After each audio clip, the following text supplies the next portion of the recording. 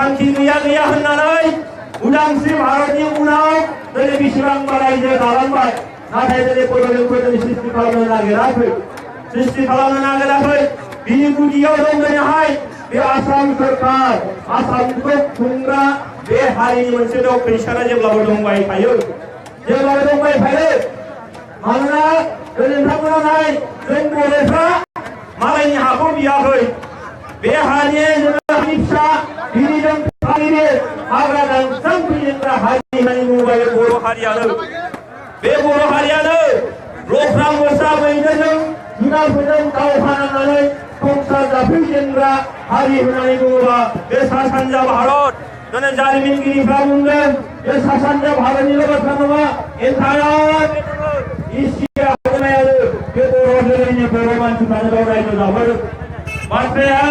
सैथो नंखाय नङा मानोना फंसे बाथ्राखौ जों गोसोखांबा मोनथिगोन मानगोनां रायजो राजाफोर हिन्दु शास्त्रनि मथेनो मा जुगा मोनब्रै मा बियो सैथो दाखर आरो मा आथिखालाव खोरखि एबा खोलिजुगनो नोंथांमोना मोनथिगौना जेरै खौरब जाय समाव खौरबफ्रा दावहा नांदोंमोन दाखर जुग होननानै बुङो जाय समाव जोङो बेखौ जुदि जोङो थारैनो नंगुबै होननानै जुदि फोथायोब्ला जाय समाव भारत हादराव सोरबा स्वयं सोरबा भगवान जायखौ दिनै श्रीकृष्णखौ भगवान होननानै मानियो गोबाङा बे श्रीकृष्ण बायदियानो भारत हादराव जन्म लादोंमोन मानसि महरै बिथाङा गोथां महरदोंमोन बे समावनो जोंना बे आसामनि प्रागज्योतिषपुर जे राजा जोंहा मा बान राजानि फिसाजो उषा देवी बे उषा देवीखौ श्रीकृष्णनि फिसौला अनिरुद्धआ खावनानै लांनो फैदोंमोन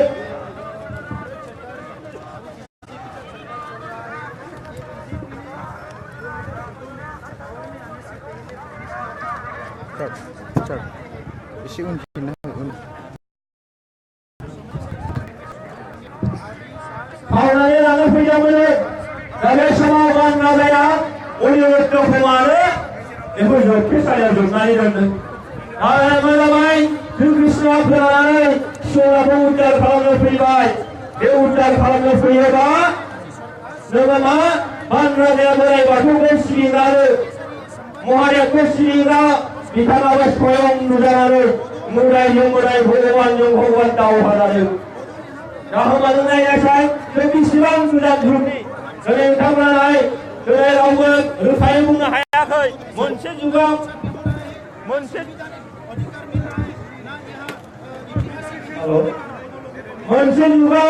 कय हाजार बोसोर थायो सोरबा बुंदों 3000 बोसोरजों मोनसे जुग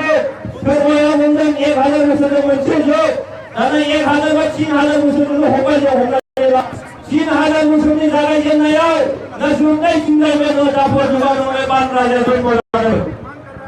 1000 बोसोरनि जागायनायाव ना हले 1000 बोसोरनि जोङो जोबनाय फिननाय बै बान राजाया जन्म जादोंमोन दा मानो नायनो खोलि जुगा कय हाजार बोसोरनिफ्राय स्टार्ट जाखायो कय बोसोरनि सिगां खोलि जुगा स्टार्ट खालामनो हाया बेसेबांबा गुबुन जुगनिफ्रायनो बर'फ्रा गाव संसार जानानै दं रायजो जानानै दं राजा दंमोन रायजो दंमोन गासिबो दंमोन दा मानो नायासाय आरो खौरबनि जेनेबा दावहा जि दावहायावबो नाखि जोंनि भगदत्त बर'नि राजा बियो खौरबनि जानानै दावहा नांहैदोंमोन होमबा जोङो गावखौ सन्देह लानाङा रायजो राजाफोर बे हाया जोंनिखा दहाय स्लगानाव बुंबाय थादों बे हाया जोंनि खायानो मा बान राजाया जुदि जोंनि बर' राजाबा भगदत्त मोनहा जुदि जोंनि बर' राजाबा बे हाया जोंनि नङा दिनै आसामखौ जायफोरा जाय हारिया सामलायबाय थादों बारा गोबावनि नङा रायजो राजाफोर 1200 सननिसो 1200 जों मिथिगौ आसि सुनायना हरबानो नुहुरो 1200 सननिसो बाथ्रा बेसेबांबा हाजार बोसोरनि दिनै जारिमिनगिरिफ्रा बुंदों हाजार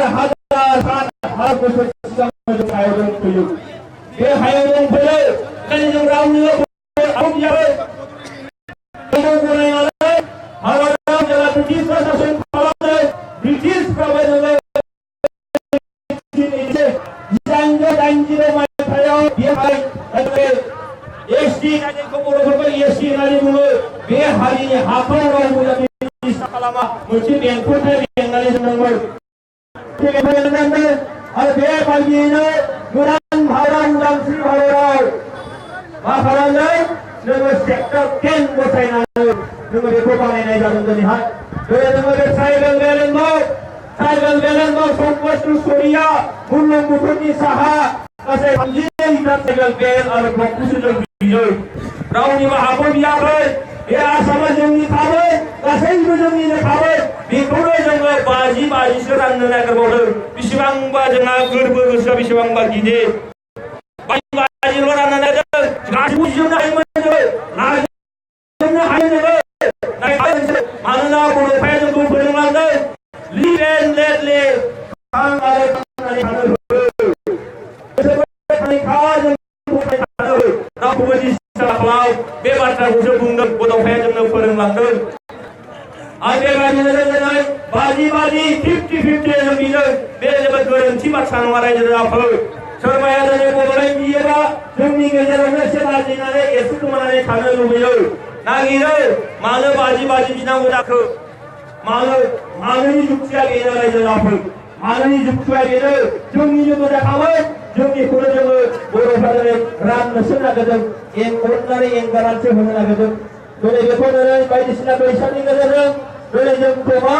फारफ्रोमबो बिथिंनिफ्राय राव हारिमुनिफ्राय जोंखौ नाख्रेबनो नागिरदों मानगोनां रायजो राजाफोर मोनसे हारिखौ फोथैनांगौ जायोब्ला मोननै बिथिंजों फोथैनो हायो बेहाय मोनसेया जाहैबाय राव गुबुन मोनसेया जाहैबाय हारिमु बे मोननै जिनिसा जुदि गैया जायो मोनसे हारिया थैलाङो मानगोनां रायजो राजाफोर रायज्लायसाय जोंनि गेजेरनिफ्रायनो बिथांमोना नाय ओरै नगाव बायदि मरिगाव बायदि डिब्रुगड़ शिबसागर तिनसुकिया जायगाफोराव दिनै मा जोंनि हारिमुखौ फोथैनानै होनानै बिथांमोना रावखौबो फोथैदों दिनै गोबां बर'आनो दिनै नोङो गुबुन राव रायज्लायनानै गुबुननि हारिमु गुबुननि धोरोम लानानै दिनैहाय मा दिनैहाय बिथांमोना मा गुबुन हारि थाहैदों मानोना रायजो राजाफोर बिथांमोना गोबाङानो हयथ' मिथिखागौ गोबाङानो हयथ' मिथिया सोरबा भारतआ नोङो उदांस्रि नोङो मा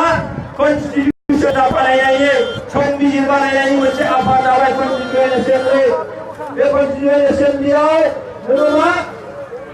ओरै नोङो सारा माने इन्डियानि जायगानिफ्राय रिप्रेजेन्टेटिभ लाबाय सोद्रोमा लानानै बै जायगानि मा अभाब अभियोग दङ मा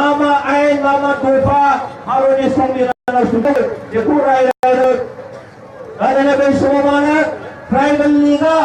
भीम देउरीखौ माने बे कन्स्टिटिउयेन्ट एसेम्बलिनि मेम्बार हरनो नागिरदों नाथाय आसाम सरकारा मा खालामबाय बेखौ हरालासिनो सोरखौबा हरनानै मा जाबाय मालाय हाजोआरिफ्रा दथि फारिलाइयाव हाबबाय आसामनि अनगायै हरैहाय बाथि फारिलाइयाव सोनानै बै हारिनि मानसिफोरनि हाखौ रैखाथि होबाय नाथाय बे समाव आसामनि गिबि बै समाव प्रधानमन्त्रि होननानै बुङोमोन आथिखालाव मुख्यमन्त्रि बे मुख्यमन्त्रि गपिनाथ बरदलै बिथाङा मा होनबानो बे हायेननि ट्राइबेलफोर दङ बिथांमोनहा मेन स्ट्रिम असमियाजों गासिबो मा होनो एस्टिमेट जाजोब्बाय बिथांमोननि थाखाय आलादा जेबो बेंखनथाय होनो नांलिया बेबायदि होननाय मा जाबाय जोंनि बे हायाव बिटिसि मोनदों बे बिटिसिआनो मडिफाइड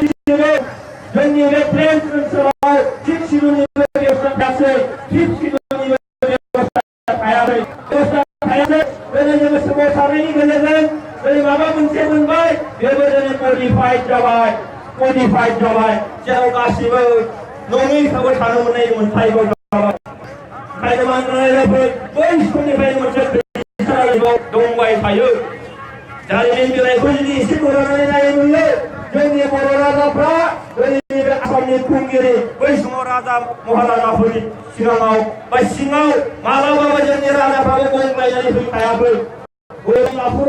राजधानिखौ गाग्लोब जादों बहाबा कासपुराव थांलांदों बहाबा कासपुराव नों गाग्लोब जादों बहाबा नों हसिंपुराव थांलांदों बेबायदिनो बिथांमोननि सिङाव जोंनि राजा महाराजाफ्राबो बिथांमोननि सिङाव सिङाव थाबोफेराखै आरो बेनो हयथ' जोंनि थैयाव दङ जोंनि गोसो मोदोम हारा मेलेमाव हाबनानै दङ बे हारिनि सिङाव जों मालाबाबो थाया बेबायदिनो दिनै जों बड'लेण्ड मानगोनां रायजो राजाफोर मालाबाबो जों बिथांमोननि खैसारखौ जोङो बर' मिडियामानो 1963 जोङो इनक्लुड जाबाय क्रिस्टियान जाबाय बे बर' मिडियामफोरनिबो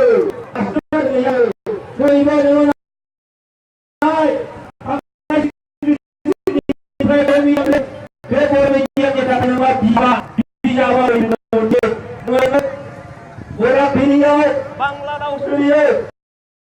बांला हायेनाव बर'नि मिडियाम जायगायाव थांनाय 63निफ्राय मिडियाम सोलियो बेयाव नोङो मा जोंनो बिजाबा जोंना मा बिजाब नोङा थोआ बिजाबा उन साफायो इडुकेसन डिपार्टमेन्टआव जायफोर अफिसारखौ होयो गोदान साफा सोलायगाफा गोदान मेम'रियेल नामफै गाफा खालामबाय थानांगौ जोङो मिथिया नै दाखालि नोङो मा बिटिसि बायजोनि बिटिसिनि बायजोनि एलपि स्कुलाव बर' फंसेबो रोंसा हारसा मास्टारफोरखौ रोंनाय फोरोंनो हरजोबबाय बिनि थाखाय आन्दलन एलपि स्कुलाव नोङो सोजेनबाय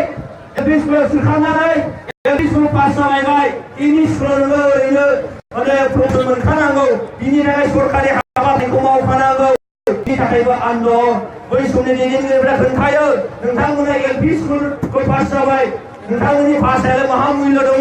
बिनिखायनो एलपि स्कुल पास जाखांबाय हाबायाव फरायनो माबायदि मास थांबायना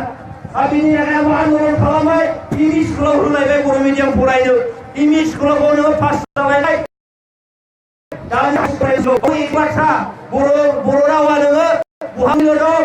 नोंथांमोना मा हाइ स्कुलाव फरायनांगौनो हारसा फरायफिननांगौ सम्भब जायोमोन ना बियो सम्भब जायोमोन ना सम्भब जाया बे मालाबाबो जाय मानसिया नोङो क्लास 10 पास जाबाय क्लास 6 पास जाबाय 7 पास जाबाय बे मानसिया बोरै नोङो डाइरेक्ट हारसा फरायनो हागोन एखे बाथ्रायानो हाइ स्कुल पास जानानै आरोबाव जोङो बर'आ आरोबाव नोङो एमआइएल फरायनो मोनला बेबायदि मोनसे थासारि बेसेबां नारसेबनाय बेसेबां नागारनाय फराय थगायनाय बेनिफ्राय जोङो निस्टार मोननांगोन निस्टार मोननायनि लामाया बेनोल' बेयावनो जों बुजिनो हायो बांद्राय लेंग्राफोर आं दहाय बुंनाय बायदि बर'फ्रा माबा मोनसे मोनदोंबा बेयो सोमावसारनायनि गेजेरजों खुद्रिनायनि गेजेरजों बुग्रायनायनि गेजेरजों सोमावसारनाय आन्दलन बेदि बन्द ब्लकेट खालामनायनि गेजेरजोंसो जों मोनबोदों बांला रायजो राजाफोर जों मा हांखो लिरगोन मा फरायगोन बिनि थाखायबो दिनै बिथांमोनाव पारमिसन लानांगौ बायदि मोनसे थासारि ओंखायनो बांला रायजो राजाफोर दिनै बे खुद्रिनायाथ' थांबाय थागोन आरो बेबायदिनो दिनैहाय जोंखौ दिनै फरायनो बायद' जाफैदों बिएससि मोनदों 1960आव पिटिसि जाफैदों 2003आव आरोबाव जोंहा बेबायदिनो जोंनि सोमावसारनाया थांबाय थायो जों दिनै रावबो मेङा जोंनि गेजेराव गावजों गाव खैसार खालामलाया अब्लाना जोङो जोंनि बर'फोरा बारा गोबाव नंलिया दिनै नायदो भारत सरकारा अफिसारफ्रा बिउरोक्रेटफ्रा दिनै गासिबो गनायदों नेशनेल इन्टारनेशनेल लेभेल दिनै जोंनि इस्युआ लासै लासै रेजिस्टार जाहैदों गोबाङानो मोनथिदों बे बाथ्राखौ दिनै जोंनि नैबे न'आव थानानै आखाइ मुथुनानै थाबा जानाय नङा मानो रायजोफोर जों ओंखारबोनांगोन राजा लामायाव गोबाङानो बुङो राजा लामायाव ओंखारनानै मा मोनो राजा लामायाव ओंखारनानै जों मोनबोदों राजा लामायाव ओंखारनानै जोंनि सिनायथिखौ लाखिनो हादों राजा लामायाव ओंखारनानैनो जोंनि जेंनाफोरखौ जोङो भारत सरकारनो आसाम सरकारनो जोङो दिन्थिबोनो हादों ओंखायनो मानगोनां रायजो राजाफोर दिनैनि नैबे समाव दुलाराय बर' फरायसा आफाद सोमावसारारि आफाद बिथांमोननि पलिसि स्ट्रेटेजिया मालाबाबो खम जानाय नङा खालिबोल' नोंथांमोननि मदद दिनै नोंथांमोना जेरै लोब ओंखारबोनानै मदद खालामदों फैबाय थानाय समावबो खालामगोन जोंहा फोथायनाय दं आरो फोथायनायनि बाथ्राल' नंलिया दिनै साफ्रोमबो बर' फिसानि हारा मेलेम नोङो थै मोदोम जेरावबो गोसारनानै थाबाय बे जिनिसखौ जोङो मा नोंथांमोना खोनानाय लोगो लोगोनो सोमावसारनाया दिनै ओंखारबोदों फैबाय थानाय समावबो बड'लेण्ड जायागौमानि ओंखारबोनांगोन मानगोनां रायजो राजाफोर गोबां बाथ्राखौ आफादगिरिया बुंगोन बिनि गेजेराव फंनैसो बाथ्रा आं बुंनो लुबैदों नोंथांमोना बयबो मोनथिबाय दिनै बोसोरसे जाबाय थांनाय 2017 मायथाइनि 20 एप्रिलाव 26 एप्रिलाव सावरायबाय बे सावरायनायाव हम मिनिस्टार राजनाथ सिंह बिथाङा गावनो स्वयं दं आसामनि चिफ मिनिस्टार बिथां सर्बानन्द सन'वाल दं बिथांनि मिनिस्टार जादों चन्द्र मोहन पाटवारी आरो नोङो भारतनि आसामनि हम डिपार्टमेन्टनि चिफ सेक्रेटारि बिथांमोना गासिबो दंजोबो दा बेयाव राजनाथ सिंह बिथाङा गावनो जे सावरायलांबानो जेंना सुस्रांनाय लामा ओंखारगोन सावरायनाया दिनै जिथु जाबाय बे थांबाय थाथोंसै जोंनिफ्राय डिमान्ड होनाय जादोंमोन जे खेबफ्रोमबो सावरायनायाव भारतनि सोरबा सासे मिनिस्टारा प्रेजेन्ट जाथारनांगोन आसरित बाथ्रा मानसिफोर थांनाय सरकार इउपिए सरकारा जेराव नोङो सुशील कुमार सिंहने नखर मन्त्रि बिथाङानो स्वयं दंमोन आरो बेबायदिनो सावरायनाया जालांथोंसै होननानै बिथाङा बुंदोंमोन नाथाय गेजेराव बिजेपि सरकार फैबाय